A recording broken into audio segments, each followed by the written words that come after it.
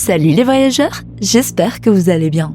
On se retrouve aujourd'hui dans une nouvelle vidéo afin de parler de plusieurs théories sur différents personnages qui sont importants, qui seront potentiellement impliqués dans les conflits prochainement. Et toi, cher voyageur qui passe par là, je te vois. Abonne-toi, active la cloche d'or de Chandora et like avec ton acquis du likement pour faire partie de l'aventure Logpause. Sur ce, commençons la vidéo. Le retour de Marco. Et oui, Marco est l'un des rares personnages puissants encore capables d'être mis sur le devant de la scène. S'il a aidé les Mugiwara à Onigashima, on ne peut pas dire de même pour la guerre finale, puisque ce dernier a annoncé en quelque sorte sa retraite. Néanmoins, après son retour sur l'île du Sphinx, nous apprenons que Weeble a été capturé par Aramaki, et Miss Buckingham demandera à Marco d'aller sauver son fils. Si Marco ne semble pas vouloir sauver Weeble, il a du mal à refuser car Weeble reste celui qui a protégé l'île de la marine en son absence. Dès lors, il est possible que Marco brille encore un peu, et ce, en combattant Aramaki pour tenter de sauver Weeble. Qui sait, nous pourrons avoir le retour d'anciens commandants de Barbe Blanche épaulant Marco dans un affrontement contre la marine. Cela permettrait de régler les problèmes qu'il y avait entre les ex-pirates de l'équipage de Barbe Blanche et son fils autoproclamé. Miss Buckingham pourrait nous révéler la vérité, racontant son histoire avec Barbe Blanche et nous révélant des choses sur God Valley. Elle qui faisait partie de l'équipage des Rocks, nous pourrons donc avoir le retour des commandants de Barbe Blanche en plus d'un développement de Weeble et des révélations entourant la relation qu'avaient sa mère et son prétendu père.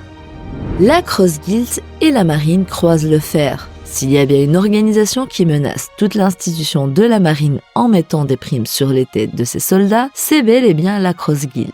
Offrant de 100 millions de berries pour les plus bas gradés à 5 milliards de berries pour la tête de la marine, Sakazuki Akainu. Sengoku disait d'ailleurs que la Cross Guild est un énorme danger car elle affecte la marine directement au niveau moral, ce qui laisse présager que la marine prendra des décisions fermes afin de se protéger. Et quoi de mieux que les anciens pour s'occuper du problème? En effet, pourquoi pas laisser Sengoku et Tsuru se charger de la Cross Guild? Garp nous a offert une performance digne de ce nom sur la ruche. Il serait peut-être temps de faire briller les deux autres du trio, surtout qu'ils sont ceux qui évoquent le problème de la Cross Guild et la menace qu'ils représentent. En plus de cela, ils sont très intelligents, pouvant préparer des stratagèmes et plans pour assaillir la Cross Guild. Néanmoins, je ne sais pas s'ils feraient le poids à deux, ils sont vieux et leur ennemi serait tout de même Mihawk et Crocodile, sans compter l'armada qui affronterait des soldats lambda. Ils pourraient demander à ce qu'un amiral ou des séraphins viennent avec eux pour capturer la Cross Guild. Peut-être même que la marine se dotera de Sengoku, Tsuru, un amiral et des séraphins pour faire face à la Cross Guild qui aurait entre-temps recruté d'autres corsaires. Mais nous mentionnerons cela juste après. En tout cas, l'idée d'un conflit Cross Guild et la marine avec Sengoku et Tsuru qui prennent les devants, connaissant le danger que représente cet équipage, est intéressante à mes yeux. Hancock, véritable pouvoir et futur affrontement. Un autre cas qui doit être mentionné est celui de Boa Hancock, qui a déjà à mon avis dû quitter son île depuis un moment. En effet, la dernière fois que nous avions vu Hancock, c'était au chapitre 1059, soit quelques chapitres avant le début d'Egghead. Elle avait été attaquée par Barbe Noire qui voulait dérober son fruit, mais Riley est intervenu et a empêché cela de se produire. Depuis lors, nous n'avions pas revu Hancock, mais nous avons vu les Amazones et Riley réagir au message de Vegapunk. Riley était de retour à Chapondi. Pour moi, Oda montre clairement que Hancock n'est plus sur son île et si elle l'a quitté, elle voudrait sûrement rejoindre Luffy qui est actuellement à Elbaf. Le problème survient alors, Hancock n'a rien à faire à Elbaf.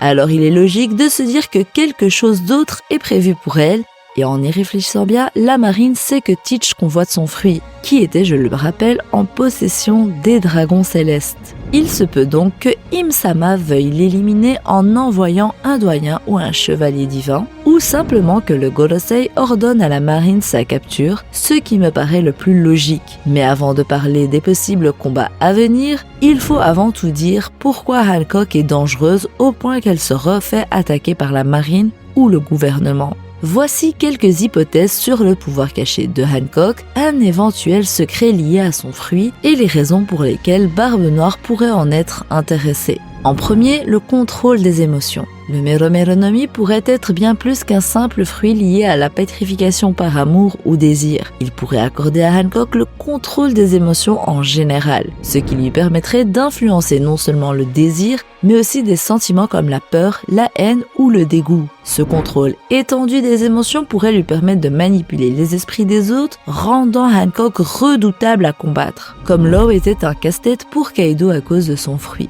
Une autre idée suggère que Hancock pourrait en réalité posséder un Zoan mythologique bien plus puissant et mystérieux que son apparence ne le laisse croire. Imaginez qu'au lieu du Paramessia que nous connaissons, son fruit du démon soit en fait inspiré de la Gorgone Méduse, la créature mythique de la Grèce antique capable de pétrifier d'un seul regard. Dans ce scénario, le pouvoir de transformer en pierre ce qui se combat son charme, mais aussi un éventail de capacités encore plus redoutables. En tant que Gorgone, Hancock aurait la capacité de manipuler l'esprit de ses victimes à un niveau bien plus profond, soumettant leur volonté pour les transformer en serviteurs dévoués des pantins. Ce contrôle psychologique combiné à la pétrification ferait de son pouvoir une arme de domination unique. Hancock pourrait hypnotiser ses ennemis ou les soumettre dans un état de paralysie totale, rendant impossible toute rébellion. Mais ce n'est pas tout.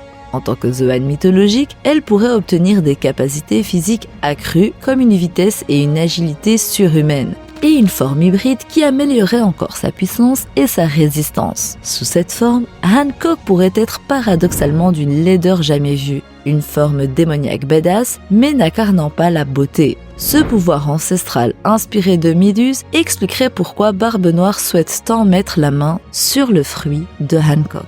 Donc l'impératrice pirate sera attaquée par la marine au vu du danger qu'elle représente, empêchant cette dernière de rejoindre Luffy. Et si la marine l'attaque, il faudra au grand minimum plusieurs vice-amiraux et des séraphins ou un amiral. Nous avons bien vu lors du raid de la marine sur Amazon Lily que la marine n'avait aucune chance face à Hancock. Seuls les séraphins auraient pu être un danger, mais ça n'inquiète pas Hancock qui, de par son fruit, n'a que peu de soucis à se faire de la résistance d'un adversaire. Je pense alors que Hancock affrontera Aramaki qui sera ordonné de la capturer, tout comme il a capturé Weeble en revenant de Nigashima. Mais alors, quel aboutissant pour un tel affrontement? Eh bien, personnellement, je vois Hancock dévoiler la vraie puissance de son fruit et son acquis, capable même d'inquiéter un amiral. Et je pense que Weeble réussira à se défaire des menottes qu'on lui a mis et tuera les soldats bas de grade avant d'attaquer Ryokugyu, désavantageant l'amiral se retrouvant en 2v1. Que Hancock soit plus forte ou plus faible qu'Aramaki n'a que très peu d'importance dans un contexte qui voudrait être la raison pour laquelle Weeble réussit à s'échapper. Il se peut même que Fujitora rejoigne la partie, lui qui est porté disparu depuis le chapitre 956 où il se rendait quelque part. Peut-être devait-il accomplir quelque chose de personnel lié à son flashback, son histoire qu'il nous racontera, et qu'en revenant, il s'est dit que les Shichibukai étaient une trop grosse menace pour les laisser fuir. Alors un 2 contre 2, Shichibukai Amiro prendra place et il sera interrompu par l'arrivée de nul autre que la Cross Guild. De cette manière, Boa et Weeble finiraient avec la Cross Guild résultant dans une grosse bataille opposant Corsair et Marine.